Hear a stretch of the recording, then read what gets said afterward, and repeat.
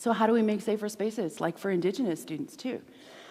I mean, it's already impossible to fully prepare an Indigenous student for university, considering the inequities of funding for on-reserve schools versus provincial schools. But we also need to prepare the universities for Indigenous students.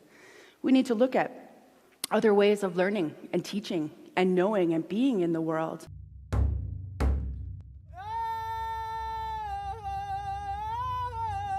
When academics depict the often difficult experiences of Native American students at institutions of higher learning, many evoke the image of an individual trying to walk between two worlds.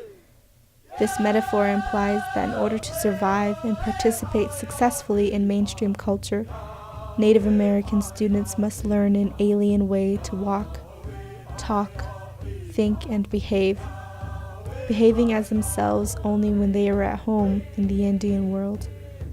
This expectation places the burden of assimilation squarely on the shoulders of Native American students and can be brutalizing to one's identity and spirituality. For many, Native Americans' personal and cultural identity, as well as spirituality, are inextricably intertwined with connections to family, community, tribe, and homeland. This intricate web of interrelations and the sustaining power of the values with which push them toward higher learning, while at the same time pulling them back to their home communities. For some, the desire to pursue a college education came as much from a love of learning imparted to them by childhood role models as from a deep-seated need to disprove racist stereotypes of Native Americans as underachieving, unintelligent, and alcoholic. Common to all contributors is the wish to use higher education to help their home community and the deeply rooted desire to contribute in some way to its cultural survival. For Native students, raised to think of themselves as part of an interconnected world, leaving home to attend college can cause intense feelings of loss and isolation.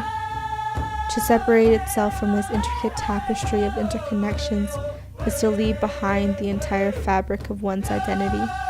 For many such students, college is the first place they have ever lived where being a member of one's particular clan or tribe, or coming from one's particular reservation or region of the country, means little to nothing to anyone else. Of all these markers, once so infused with meaning, are invisible or unintelligible to peers, professors, and deans. All signifiers are gone, so in a very real sense is the context of one's identity and place in the world.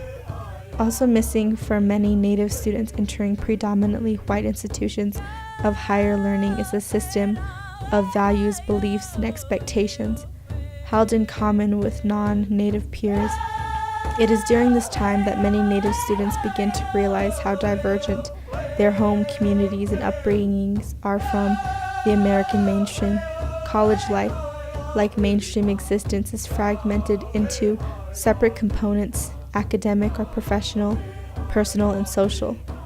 What happens in the classroom or at work, on the playing field, in the dormitory, in the fraternity house, and elsewhere on campus is not designed or expected to affect the student's overall development in any important way.